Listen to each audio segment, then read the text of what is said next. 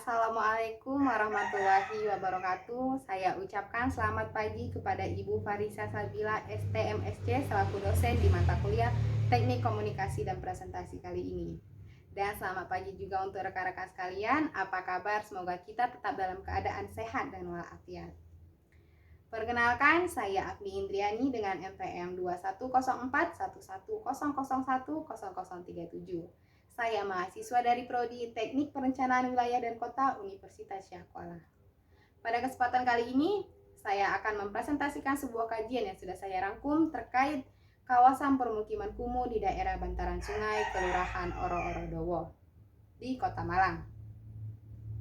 Sebelumnya, pada saat saya melakukan presentasi, rekan-rekan sekalian diharapkan fokus terhadap materi yang saya sampaikan. Ketika ada hal yang tidak dimengerti ataupun kurang jelas, rekan-rekan dapat menanyakan kepada saya melalui email dan kontak person yang sudah saya sediakan di akhir presentasi nanti. Untuk memastikan kelancaran dari presentasi hari ini, marilah kita berdoa menurut agama dan kepercayaan kita masing-masing. Baiklah, langsung saja kita mulai. Judul dari presentasi saya kali ini adalah Kawasan Permukiman Kumuh di Daerah Bantaran Sungai, Kelurahan Oro-Oro-Dowo, Kota Malang. Nah, perumahan dan permukiman adalah satu hal yang tidak mungkin lepas dari kita sebagai manusia, baik itu di kehidupan lingkungan maupun kehidupan sosial kita. Sebagai manusia, tentunya kita memerlukan tempat untuk dihuni, tempat untuk ditinggali. Nah, itulah yang kita sebut dengan permukiman. Atau sederhananya kita sering sebut itu dengan rumah. Karena adanya beberapa keterbatasan seperti keterbatasan lahan untuk tempat tinggal dan faktor-faktor lainnya seperti faktor ekonomi, mengakibatkan timbulnya permukiman informal di beberapa kawasan yang tidak semestinya. Namun, faktor terbesar akan hal ini adalah perkembangan kota. Nah, meningkatnya urbanisasi mengakibatkan permasalahan-permasalahan baru. Itulah yang menjadi faktor utama dari terjadinya permukiman kumuh. Kemudian kita masuk ke pembahasan. Jadi di dalam buku yang ditulis oleh Masrun pada tahun 2009, di situ Masrun memaparkan bahwa permukiman kumuh adalah permukiman yang mengalami penurunan kualitas atau kita sebut saja itu buruk ya, baik itu secara fisik, secara ekonomi maupun sosial budayanya buruk semua. Nah, di mana para penghuninya itu tidak merasakan apa yang kita sebut dengan kesejahteraan, kebahagiaan, dan kelayakan hidup. Untuk mengetahui lebih detailnya, di sini ada 5 item yang menjadi definisi dari permukiman kumuh. Nah, ini adalah definisi menurut Komarudin. Yang pertama, padat. Jadi permukiman kumuh ini biasanya penghuninya itu tinggal di kawasan yang sangat padat, sekitar 500 orang per hektarnya. Yang kedua, ekonomi rendah. Nah, pada umumnya kondisi sosial ekonomi masyarakat di permukiman kumuh ini cenderung menengah ke bawah. Yang ketiga, rumah di bawah standar. Nah, di permukiman kumuh itu jumlah rumahnya sangat padat dan juga ukuran-ukurannya itu sangat di bawah standar. Yang keempat, tidak memenuhi syarat. Di lingkungan permukiman kumuh ini, kita tidak akan menemukan tempat tinggal, rumah, ataupun fasilitas sosial yang lainnya itu memenuhi syarat. Yang terakhir, hak milik negara. Jadi biasanya rumah-rumah yang ada di permukiman kumuh ini merupakan bangunan-bangunan atas milik negara, baik itu bangunannya maupun tanahnya. Selanjutnya ada karakteristik dari permukiman kumuh. 9 poin penting yang menjadi karakteristik permukiman kumuh ini adalah yang pertama, lingkungan permukiman yang kondisi tempat tinggalnya itu berdesak-desakan. Kemudian, luas rumah yang sangat tidak sebanding dengan penghuni di dalamnya. Nah, rumah hanya sekedar tempat berlindung dari panas dan hujan. Kemudian, rumahnya itu bersifat sementara dan dibangun di tanah yang bukan milik sendiri. Nah, lingkungan dan permukimannya juga tidak teratur karena dibangun tanpa perancangan. Kemudian adanya prasarana yang kurang seperti air bersih, jaringan maupun listrik. Dan fasilitas sosial yang kurang juga seperti rumah ibadah, sekolah, ataupun balai pengobatan. Ada lagi para penghuninya yang tidak memiliki mata pencaharian atau bekerja di sektor-sektor informal ataupun bekerja di sektor-sektor yang pekerjaan sementara. Dan rata-rata masyarakatnya adalah masyarakat berpendidikan rendah. Selanjutnya yaitu terkait penyebab permukiman kumuh. Nah, di sini John Silas mengungkapkan bahwa ada dua aspek penting yang menjadi penyebab utamanya. Yang pertama yaitu adanya keterbatasan kota. Nah, salah satu contoh keterbatasan kota ini yaitu lahan, sehingga dalam perkembangan kota itu akan timbul kompetisi antara si kaya dan si miskin, di mana si kaya akan berusaha mendapatkan lahan yang terbaik untuknya dengan segala finansial yang ia miliki, namun sebaliknya dengan si miskin. Yang kedua, adanya mobilitas sosial ekonomi yang stagnan. Nah, jadi memang ada beberapa kawasan yang mana lokasi penyebarannya itu secara geografis terdampak perkembangan kota. Yang awalnya itu baik, namun lama-kelamaan akan menjadi kumuh akibat dari lokasi yang stagnan tadi, kondisi yang stagnan tadi. Kemudian selanjutnya ada kategori permukiman kumuh. Nah, yang pertama itu jika dikategorikan dalam aspek hunian, di mana rumah ini ada yang semi permanen dan ada yang non permanen. Biasanya itu tata letaknya tidak teratur, status bangunan yang umumnya tidak memiliki izin, intensitas bangunan dan penduduknya sangat padat, dan bangunannya tidak layak. Tentu saja bangunan itu tidak sehat. Nah, yang kedua ada dalam kategori prasarana, di mana akses jalannya sangat tidak memadai, tidak adanya drainase, ataupun jika kita temukan drainase tapi tidak berjalan sebagaimana mestinya, minimnya air bersih dan air limbah ada di mana-mana, sampah berserakan, serta listrik yang tidak memadai. Nah, kemudian ada penyebab pertumbuhan permukiman kumuh ini semakin pesat. Di sini kita ambil 5 poin penting, di mana satu, ada faktor urbanisasi, di mana akibat adanya urbanisasi ini penduduk meningkat setiap tahunnya, sehingga melampaui batas ketersediaan, baik itu lahan maupun lapangan kerja. Yang kedua, faktor lahan perkotaan. Maraknya perkembangan mengakibatkan lahan semakin hari semakin berkurang, luasnya tidak sebanding lagi dengan pertumbuhan penduduk yang melonjak drastis. Yang ketiga, faktor sarana dan prasarana. Jadi, karena kurangnya prasarana yang disediakan oleh pemerintah mengakibatkan terkendalanya berbagai kegiatan masyarakat. Nah, hal ini juga memicu terjadinya kawasan kumuh. Yang keempat, faktor sosial ekonomi. Karena ekonomi yang rendah membuat masyarakat memiliki keterbatasan ekonomi dalam memilih kawasan. Nah, kawasan kumuh adalah pilihan terakhirnya, di mana mereka hanya mampu untuk membeli ataupun menyewa rumah yang tidak layak huni itu. Yang kelima, ada faktor tata ruang. Terkadang adanya pembangunan yang dibangun tanpa adanya perencanaan dan pertimbangan akan mengakibatkan beberapa kawasan itu menjadi terbengkalai, sehingga dijadikan sebagai tempat tinggal oleh beberapa orang yang memiliki keterbatasan. Selanjutnya, ada karakteristik masyarakat yang tinggal di permukiman kumuh. Mohon maaf. Selanjutnya ada kriteria kawasan permukiman kumuh. Nah, ada beberapa poin terkait perbaikan kawasan kumuh, dan beberapa kriteria ini ada yang kita lihat dari gejala fisik maupun gejala sosial dari kawasan kumuh tersebut. Yang pertama, gejala fisiknya. Nah, kondisi bangunannya itu rata-rata berada di bawah standar minimum. Yang kedua, umumnya dalam suatu kampung itu bangunannya itu berumur lama atau di atas 10 tahun. Kemudian adanya kepadatan bangunan yang sangat tinggi dan minimnya ruang terbuka, bahkan tidak ada jarak dari bangunan satu ke bangunan lainnya.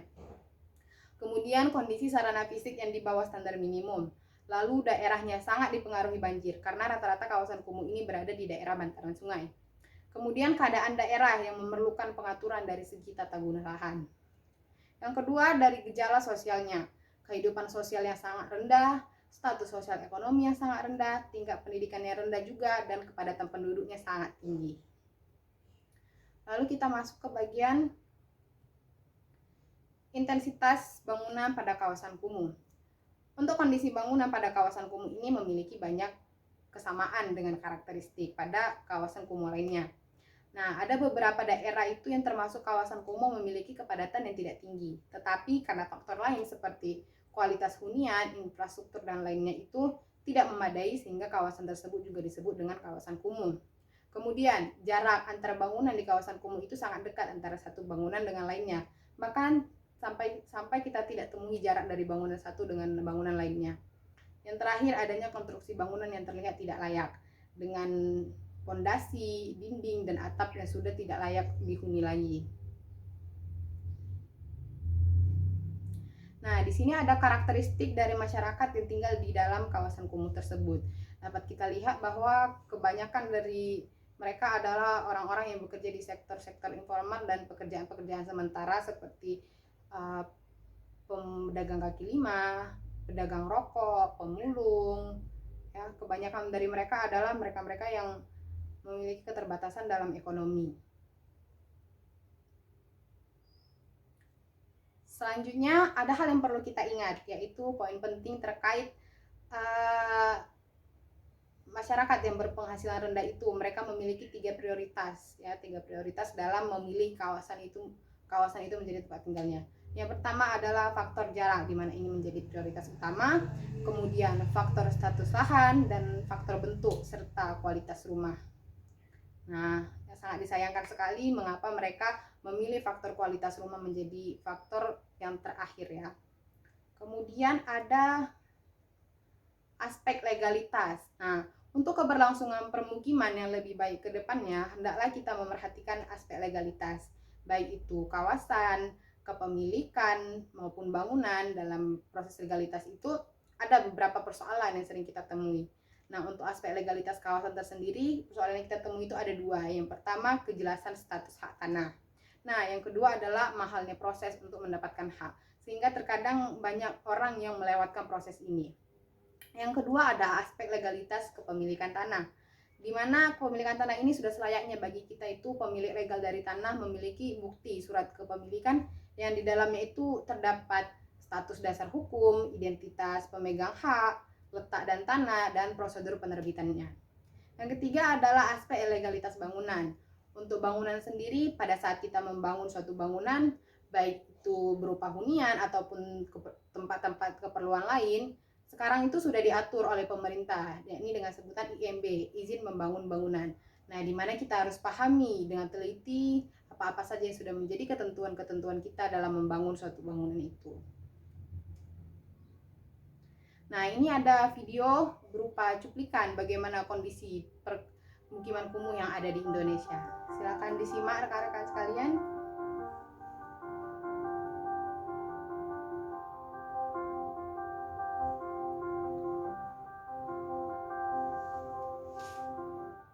Permukiman kumuh merupakan masalah klasik yang dihadapi oleh semua kota-kota besar di Indonesia.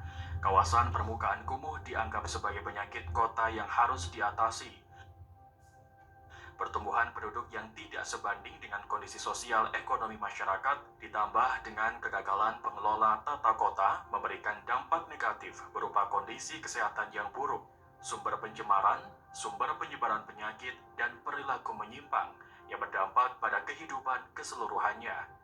Berdasarkan data dari Kementerian Pekerjaan Umum dan Pemukiman Rakyat, jumlah penduduk global di perkotaan diperkirakan akan mencapai 60% pada tahun 2030 dan 70% pada tahun 2050. Jumlah kota berpenduduk lebih dari 1 juta jiwa akan mencapai 450 kota dengan lebih dari 20 kota sebagai megacity dengan penduduk melampaui 10 juta jiwa.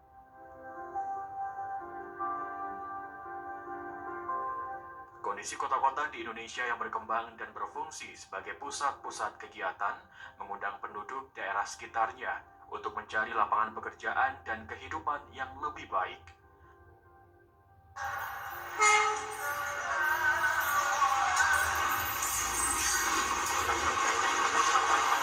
Yang menjadi masalah bagi masyarakat miskin yang berpenghasilan rendah, mereka tidak dapat mengabaikan begitu saja kebutuhan akan tempat tinggal. Di sisi lain, mereka juga tidak mampu untuk mengeluarkan biaya prioritas bagi pengembangan dan pemeliharaan pemukiman layak huni.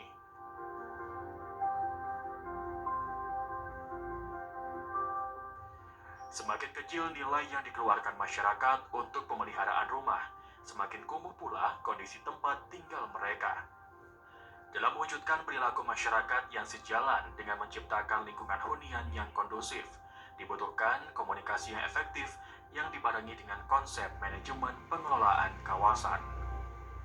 Dengan demikian, masyarakat dapat mengubah pola pikir, sikap, dan perilaku yang terorganisir dengan aturan-aturan atau kesepakatan yang dikelola secara bersama, sejalan dengan kajian-kajian pemukiman yang harmonis.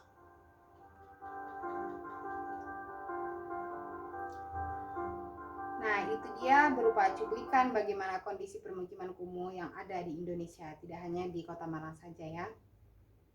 Selanjutnya kita masuk ke bagian kesimpulan. Nah, jadi bisa kita simpulkan bahwa sebenarnya apa yang menyebabkan para penghuni di kawasan kumuh di daerah bantaran sungai di Oro-Orodowo, Kota Malang ini memilih itu sebagai tempat tinggalnya karena faktor ya jarak, juga faktor ekonomi mereka yang memiliki keterbatasan, di mana mereka tidak memiliki kemampuan finansial untuk membeli rumah ataupun menyewa rumah yang layak untuk dihuni. Baiklah teman-teman sekalian, sekian presentasi dari saya. Semoga bermanfaat bagi kita semua dan terima kasih atas apresiasi rekan-rekan sekalian. Apabila ada tutur kata yang tidak berkenan di hati rekan-rekan sekalian dan segala keterbatasan yang ada dalam presentasi kali ini, saya mohon untuk dimaafkan. Selamat pagi, salam sejahtera untuk kita semua. Wassalamualaikum warahmatullahi wabarakatuh.